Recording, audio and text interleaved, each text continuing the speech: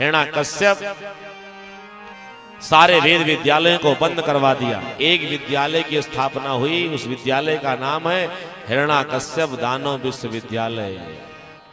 प्रहलाद जी महाराज का जन्म हुआ, 5 वर्ष की अवस्था में उसी विद्यालय में प्रवेश किए। और जब विद्यालय में प्रहलाद जी महाराज प्रवेश करते हैं सज्जनों, तो एक बहुत अद्भुत और मीठी बात बताऊं। विद्यालय में तो राक्षसी विद्या पढ़ाई जाती है ना, और राक्षसी विद्या जब पढ़ाई जा रही थी तो संत जन कहते उसी समय प्रहलाद जी किनारे बैठ करके भगवान का भजन कर रहे थे। 1 वर्ष तक भजन करते रहे विद्यालय में। हिरण्याकश्यप ने प्रहलाद को गोद में उठाया। 1 वर्ष के बाद, बेटा तुम्हारे गुरुजनों ने तुम्हें विद्यालय में कौन शिक्षा दी है?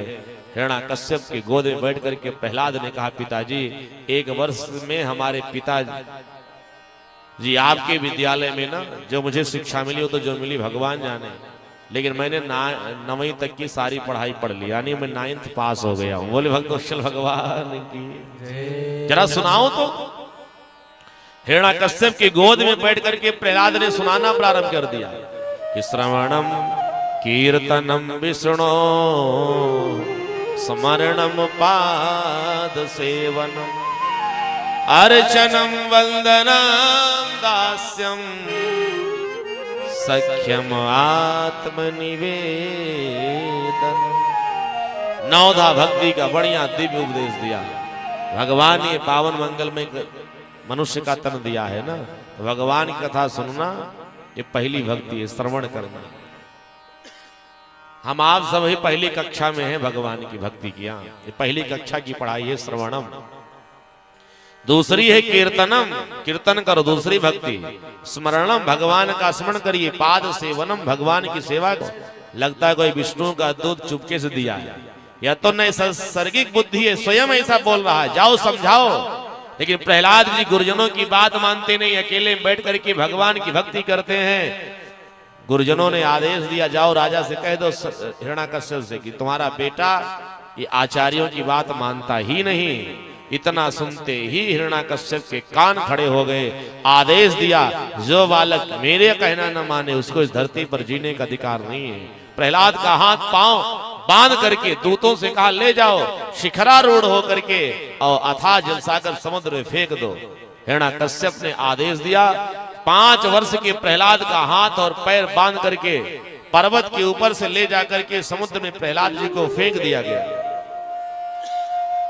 और भगवान चतुर्भुज रूप में प्रकट होकर के प्रहलाद को गोद में ले लिए। उठा करके भगवान ने बाहर निकाल दिया। और जब प्रहलाद जी मस्ती में जा रहे थे तो हिरण्याकश्यप के दूत दौड़ के गए, अरे जिस प्रहलाद को समुद्र फेंका गया था तो देखो सामने आ गया।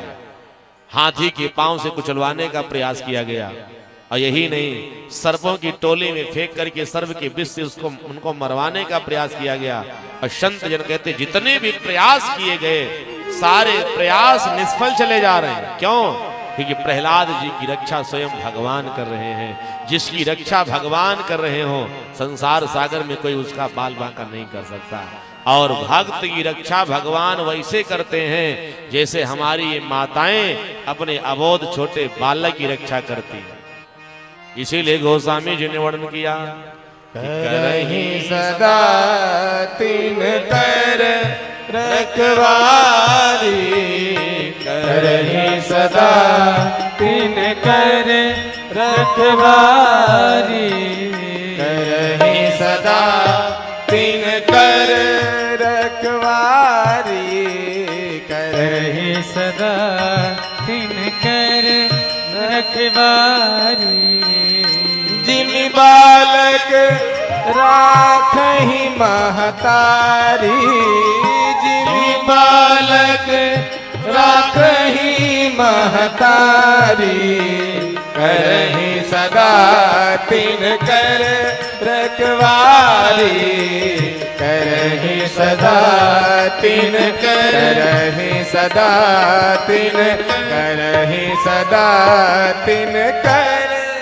जैसे माँ अपने छोटे बालक की रक्षा करती ना, भगवान ऐसे भक्त की रक्षा करते हैं। हर जगह जगह प्रहलाद की रक्षा भगवान करते रहे। प्रहलाद को मारने का सारा प्रयास असफल जब चला गया प्रहलाद की बुआ जिसका नाम था होलिका, हिरण्याकश्यप के पास है भैया एक बालक को मारने के लिए इतना प्रयास, चिता लगा दो, चुनरी ओढ़ के मैं बैठूंगी, बालक को गोद में लेकर के ये बालक स्वयं जल के राख हो जाएगा, मेरा बाल बांका नहीं होगा।